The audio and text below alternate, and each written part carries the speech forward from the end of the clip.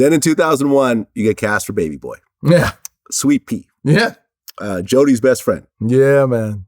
Now, did you have somewhat of a rough background where you can kind of draw from in that role? Because you were kind of gangster in that role. I wouldn't even say kind of gangster. You were a gangster in that role. He was the gangster's gangster. Right. I mean, I'll tell the story. The story is, like I said, John Singleton called my mother, who he knew managed me, and said, "Hi, Mrs. Gooding, I made your oldest boy a movie star. I would like to make your youngest boy a movie star. Can I have his phone number?"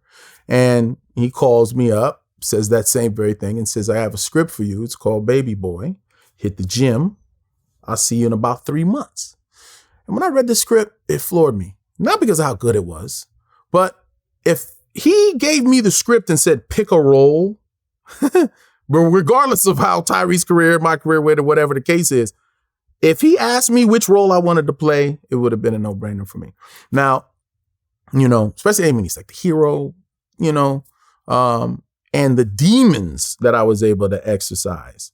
So what happened was I got into a situation where it was me, my best friend on the planet, and then another buddy of mine. We went to a house party. When we got there, it was interesting because it was close to the house. So like my friend had on some house shoes. Like it was so close. It was like a pool party type of thing. And again, we weren't gangbangers. Not even my best friend wasn't a gangbanger. Affiliated maybe, but that wasn't what it was. And there was another gang there. And they approached us, just straight up, hit us up. Where you from? That type of thing. And I was always protective of my guy, but he meant the world to me. He was always the loud, just always blah, blah, blah type of thing. So I kind of stood in front of him because he was shorter than me. And I was just like, yo, this ain't finna go down like this type of thing.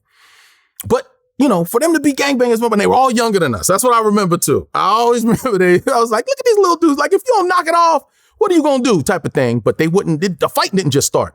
They just surrounded us and then separated us. And still, no one threw a punch. They started throwing bottles. So I remember a bottle came flying my way and I ducked all the way to the floor to duck it. And I stood up like, what's happening? Somebody come up. I'm not just going to charge a bunch of guys. And then I hear, oh my God, I got him. And I look over and my best friend's on the floor, motionless. And I run over to grab him and my other buddy is holding him at the time. And I push him off and I grab him and he's not responding. The back of my hand's full of blood and his mouth is swelling up. There's blood coming out of his mouth. And, get an ambulance. And I'm holding him and and, it was me, him, and a friend of mine. And I remember the guy jumping around saying, I got him. And he's holding a gun. And then they all ran. It's the wildest thing. And I just remember holding him. And then the ambulance came. Let him move, sir. Let me get him. They got him. They took him away. And there was never any closure. There was no, get the guns, let's ride out. Let's go get these dudes. We gonna find them, blah, blah, blah. One guy got killed. Another one went to the hospital. Wait, so did your friend die? No. Your friend survived? He survived. Okay, so who got killed? The other side.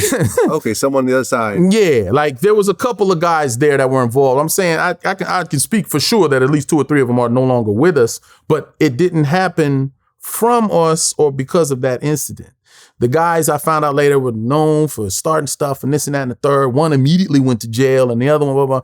But, everything that happened to them happened in a window to where, again, we didn't see them again.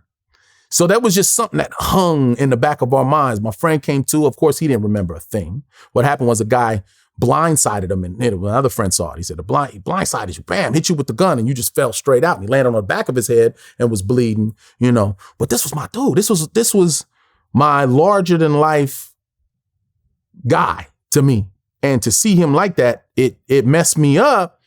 Just, in the sense of you just like, shit, anything can happen to anybody. Your invincibility cloak kind of, kind of goes away type of thing when you see your man laying and you holding him like that. So, and again, I always remember that they were younger. So, there's more that I can talk about. I mean, just generally speaking, again, I was born, I always used to say I was born in Lakeview Terrace, California. And I used to ask, what's your name? Omar Miles Gooding. Where are you from? Lakeview Terrace, California. As I became a man, I saw my birth certificate said Pacoima. I was at Pacoima Hospital. Why am I saying Lakeview Terrace? And obviously they're on the border. People know that. But now when people ask me, I'll be like, yeah, Pacoima, depending on who asks. So I grew up there. I went to North Hollywood High School. I lived in LA. I lived here. I lived there. And, I made few close friends along the way. Some were affiliated, some were not. But I used to go to Crenshaw on Sundays. I've seen a lot. You know what I mean? I've been involved. I've had to duck from bullets. I've had street fights. I got into a street fight. The funny thing is the closure that, in a way, happened was we were talking about how my friend was laid out one day on our way into a club, and some other guys started talking crazy to us. And I wound up fighting the dude, like take my shirt off and what's happening? Straight ahead fade and this and that, scrapping on the street, falling down, boom, hit him with enough, boom, popped up. You know what I mean? But it wasn't from that, you know what I mean? So anyway, said all that to say, I get this script and I'm reading it. And, I got all this in me that you can't always get out, It was a release. It was therapy. But I had so much bottled up that when I auditioned for John Singleton, I showed up 3 months later and I'm 24 years old. So I was able to lose weight like that. It was nothing. I was ripped up. I had my tank top on. My head was bald. And he was just like, all right, you look good. Let's read. And I read and I remember I'm fired up and I'm kicking chairs and I'm doing all this. And he was just like, cool. Man, hey, man, but thanks for, man, you look good, man. Thanks for coming in, man. I was like, right on. I left and I was like, woo, can't wait to start filming this movie. I didn't hear anything. A couple days, couple weeks, a whole month goes by. I never heard anything. And then I finally got the call. So I had forgot about it.